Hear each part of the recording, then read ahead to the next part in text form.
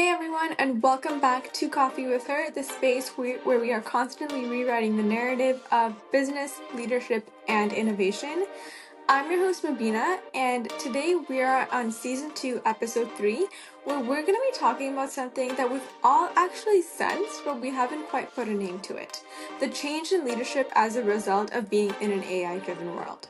So in today's episode, we're going to talk about what leadership is going to begin to look like and what it's leaving behind.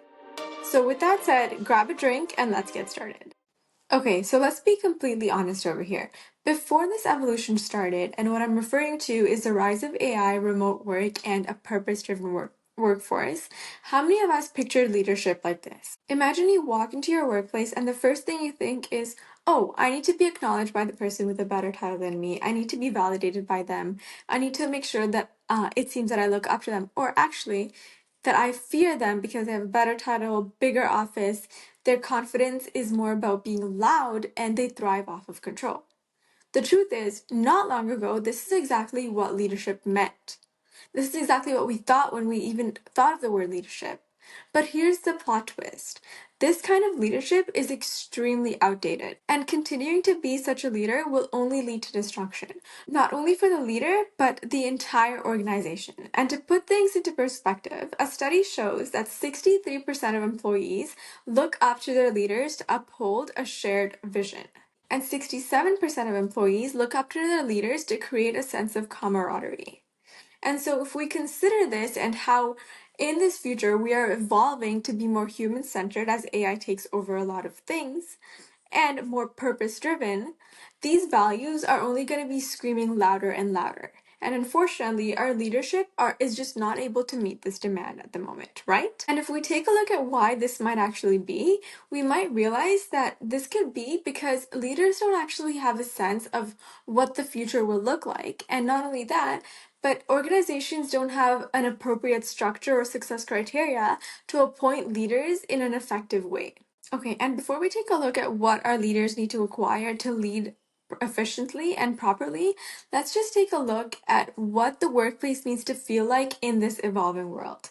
Okay, so picture this. You go into work either remotely or on site, and the person senior to you listens to what you have to say. They acknowledge what you have to say. They're great listeners. They recognize you for your contributions, and they're not the loudest person in the room. Imagine them being soft-spoken yet visionaries, compassionate yet direct, non-traditional yet driven, and introverted yet collaborative. It sounds like a dream, right? How effective would you be at your job if this was the case? The truth is, this can't be a dream. This is exactly what leadership needs to look like in order for organizations to survive and thrive. And let's actually break down the why. Why do leadership practices need to evolve with this evolving world?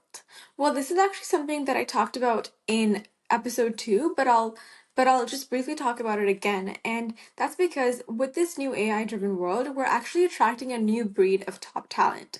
And this top talent, they're actually leaders themselves, right? So supervising them and controlling them, it's just not compatible with who they are. Okay, so from a leadership standpoint, what actually needs to be understood about this evolving workplace? Let's talk about it.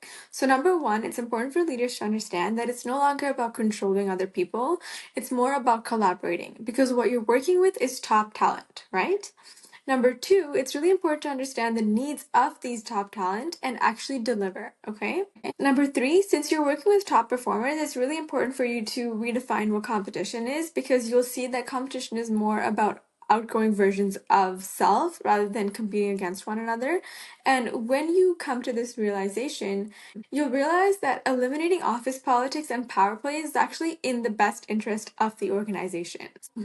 So pretending people are disposable, posting jobs that are already taken by people just to scare them, all of that stuff, it's not really gonna fly. Number four, it's important to let go of duration-based work. So it's important to realize that top performers want to meet their goals, and sometimes meeting that goal means taking 8-10 hours of work, or it means taking 2 hours of work a day.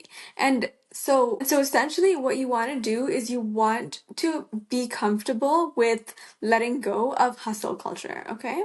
And number five, it's really important as leaders for you to be able to see through the fluff and all the performative measures and actually be able to notice the ones who are providing measurable and noticeable substance. And these are just like a few of the many things that need to be reconsidered by leaders of the future. And now let's go ahead and take a look at the leadership traits that leaders need to acquire in this evolving world. Number one is adaptive intelligence. Can you learn, unlearn, and relearn according to this evolving world? Number two is emotional intelligence. Are you able to understand where the different generations are coming from? Do you understand their values? And are you able to adjust your communication style accordingly?